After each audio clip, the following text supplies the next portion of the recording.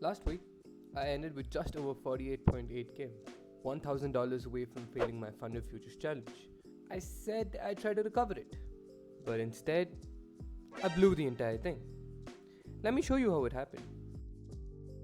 So coming into Monday, price was heavily bearish, so I would drop down to the 15-minute to see that we grabbed previous highs and closed as a resistance. As soon as we got this 15-minute top wick, I went ahead and entered a full position sell. This 30-minute was looking like a rejection wick as well. I just decided to manage my trade off that, placing my stop loss above that high.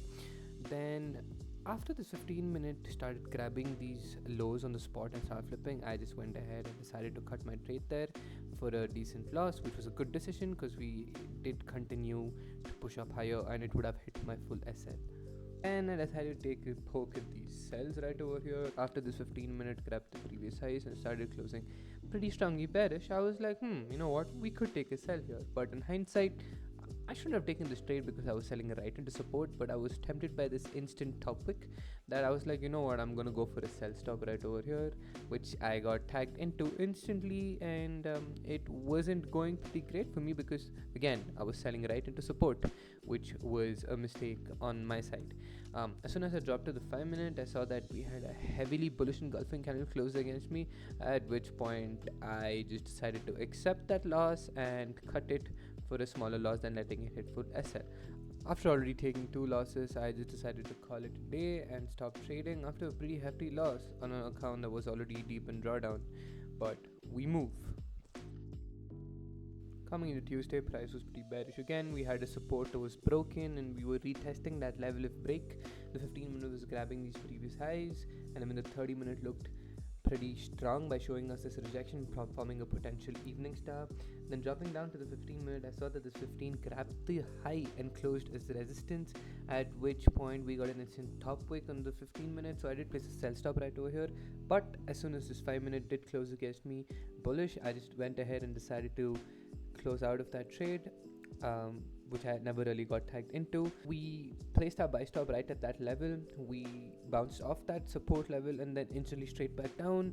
We grabbed that liquidity and instantly straight back up. Looking at this choppy price action, I didn't really want to get stuck in all of this, so I just decided to call it a day and not trade, which was good discipline from my side.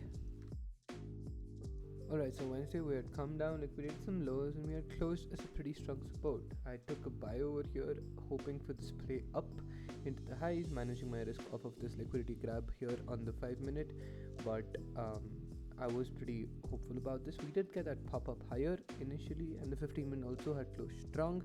I was just hoping to hold this trade until these highs over here as my liquidity target, but we instantly grabbed the highs and started flipping bearish.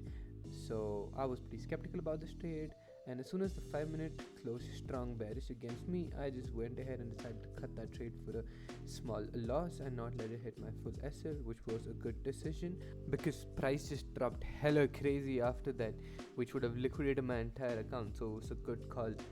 But we did get this pullback after that dump, and the 15 and the 30-minute was showing insane signs of rejection, and I was looking for some sells down for the wick fill.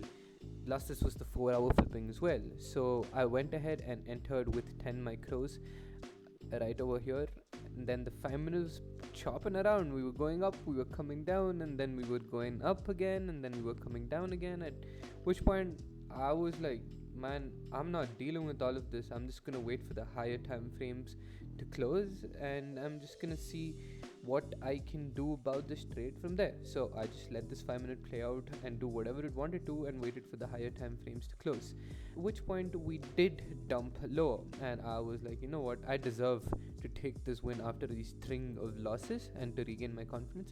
So I just cut that trade right over there and decided to take my green day home with a decent profit. Here's where things start going downhill. On Wednesday, I overtraded like shit and somehow luckily ended that day with $182 in the red, which was pretty surprising. But after this, Friday was just horrendous. We took a trade during the London session as I was traveling through a goddamn forest, and I lost my network and I couldn't manage my trade, and it went ahead and hit my liquidation limit and I blew my account.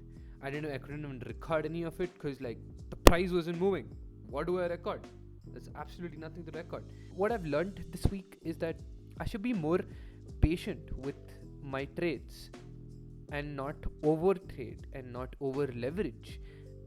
That's what caused me to blow this account in the first place. I took $1,200 loss because of over trading and over leveraging, which I've been trying to pick up this entire week. One wrong move can devour my entire account.